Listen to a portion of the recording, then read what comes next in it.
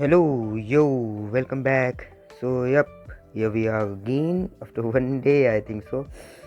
तर मला पहिल्यांदा तरी हे सांगायचं की कालचा जे दिवस होता that was truly amazing because काल मी जसं प्लॅन केलं तर सगळं तसं गेलं लाईक एक चीज ऑब्व्हियसली जर मी 12 वाजता जर ते काय फॉर एक्झाम्पल 12 वाजता जर मी पायथन प्लॅन केले but it was not like की 12 वाजता झालं हां पण ते 1 वाजता झालं 2 वाजता झालं आणि जेवढं मला करायचं तेवढं झालं लाईक कालची ही मी जर्नल जे मी केलं ते like you win believe today everything goes as per morning prerequisites एक बुक खतम केली ती परफेक्ट क्वेश्चन परफेक्ट आन्सर हां वर्ड्स क्लीन होते त्यांना हे करायचं होतं आणि अजून असे 5 टास्क होते जे मी काल पूर्ण सॉल्व केले सो यप काल मी पूर्ण प्राऊड होतो काल 12 वाजेपर्यंत मी पायथन करत बसलेलो लाईक मी त्याची एक व्हिडिओ बनवली मी व्हिडिओ इथं साईडला कुठेतरी टाकेन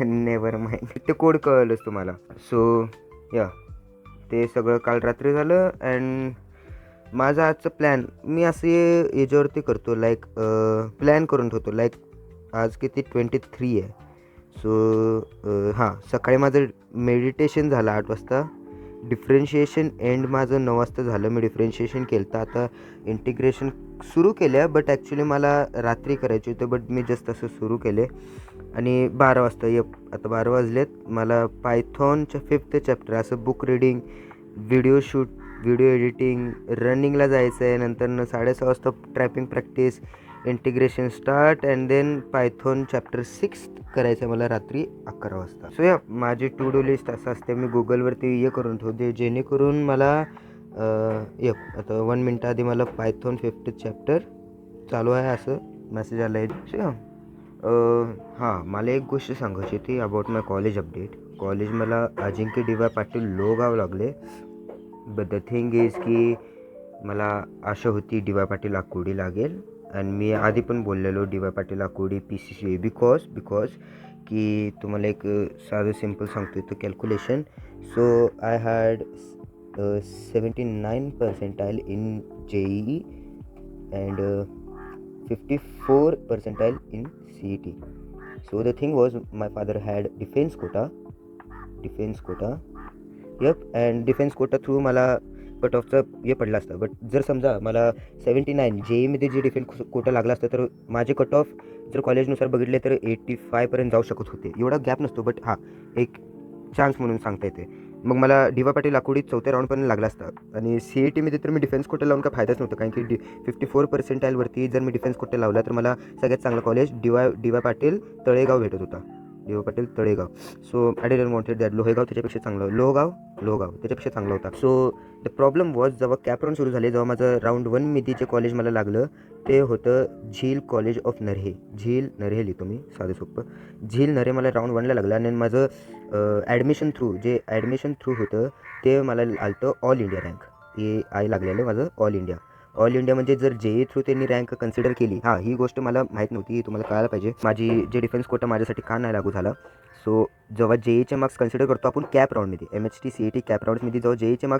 JEEचे मार्क्स कन्सिडर करतो तेव्हा आपला all India quota through admission होतं मग त्याच्यात ते कास्ट बघत नाहीत त्याच्यात ते डिफेन्स कोटा स्कॉलरशिप बघत नाहीत ते फक्त आणि फक्त JEEच्या पर्सेंटाईलवरती तुम्हाला कॉलेज बेस करून देतात मग ते तुम्ही SC असला ST असला मग ते फरक नाही पडत तुम्हाला जनरल कॅटेगरी फीज पण सगळं जनरलमध्ये घेणार लाईक फॉर 79% आले या मिझरीमध्ये मी होतो की माझं JEEमध्ये डिफेन्स कोटा लागेल जेणेकरून मला कॉलेज चांगलं भेटेल बट जेव्हा मला कळालं की हां बाबा ऑल इंडिया रँक लागत्या so I had no hopes but माझ्या मार्क्सनुसार जर बघायला गेलं तर मी तिथं पुढच्याच प्लेसमेंट मी कॅम्पस बघायला गेलो ADYPUचा सो सर सेड की तुला कोणत्या ब्रँचमध्ये ॲडमिशन पाहिजे. सो आय वॉज लाईक की ENTCमध्ये मला ॲडमिशन पाहिजे. ENTC. तर त्यांनी म्हणलेले तुझे पर्सेंटेज किती. मी म्हणलो 79 इन JEE. ते मला डायरेक्ट म्हणले की तुझा बाबा चान्सेस कमी आहेत ENTCमध्ये लागायचे. So I was like sir wake up to reality. मला कॅप राऊंड्स थ्रू मला सेकंड राऊंडमध्ये ADYPU ENTC ब्रांच आधीच लागली आहे. मग ते म्हणले तुम्हाला डिफेन्स कोटा थ्रू लागला असेल. मी म्हणलो बाबा नाही करत आहेत ते ऑल इंडिया कोटा थ्रू परत करतात. मग मी तुम्हाला एवढंच सांगतो की जे JEEचे मार्क्स असतील आणि ते तुम्ही CETमध्ये टाकताय, so they will only consider you as general and only this marks, nothing at all. पण जर तुम्हाला मला CETमध्ये 79 मार्क्स असते आणि तर माझं डिफेन्स कोटा म्हणजे इन कंक्लुजन सांगायला गेलो तर defence quota will be only used in state category like JEE all India होता, MHT CET obviously Maharashtra state.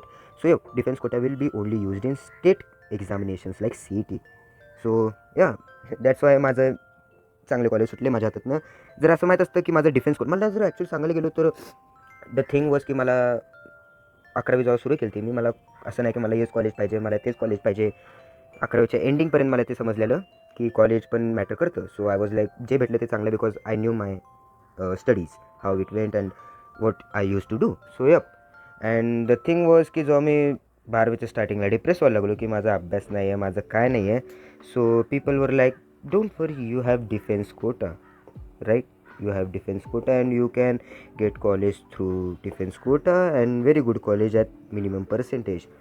So मला माहीत नव्हतं की मला जोसाबद्दल ॲक्च्युली माहीतच नव्हतं. जोसा जुलैमध्ये झालता.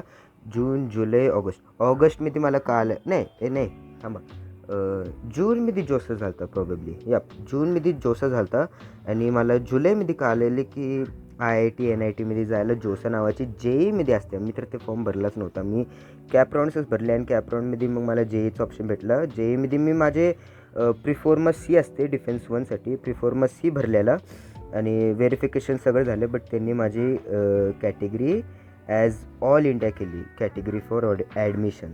So yep, that all for this thing, for defence quota thing. सो आत्ता कॅप राऊंड संपल्यात. मला तिसऱ्या राऊंडला कळालेलं ऑल इंडिया रँक धरतात. आय होप की पुढच्या वर्षांच्या मुलांना जो ते सर्च करतील की बाबा डिफेन्स कोटा कसं ॲप्लाय करतात, कसं व्हेरिफिकेशन करतात, blah blah blah. So this video will help them. या आजचे टास्क तुम्हाला सांगितले आहेत. काल मी केलं तर कंप्लीट, काल डिफरन्शिएशन स्टार्ट केलं तर आज सकाळी माझी डिफरन्शिएशन एंड झाली. काल माझा कोड विथ हॅरीपासून माझा 5th चॅप्टर माझा 4th चॅप्टर कंप्लीट झालं होतं, list and tuples. And I am using an extra site as Codedex. Yeah it gamifies my Python thing like coding list. Then it says like की हे कर Python. अरे यार समजू शकता तुम्ही. सो या आणि येस. आणि हां, one more last thing before going. मला अजून एक गोष्ट सांगायची आहे की ओपनसाठी जे ओपन कॅटेगरी लोकांसाठी आहे त्यांना एक खूप चांगली स्कॉलरशिप आहे. मला कळालेली आहे EBC नावाची जी स्कॉलरशिप आहे ती ओपन लोकांसाठीच, फक्त ओपन, नो कास्ट, OBC असतील तरी पण चालेल नाही. आणि त्याच्यात तसं एक्झाम द्यायची गरज पडत नाही.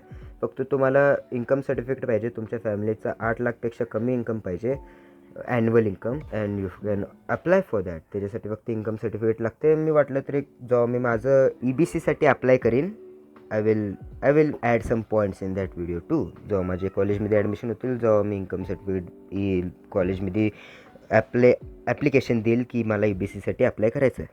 So yup, that's all. ते आपण पुढच्या व्हिडिओमध्ये बघू. पण आजची जर्नलिंग इथंच संपूया. Bye. Good luck with the study guys.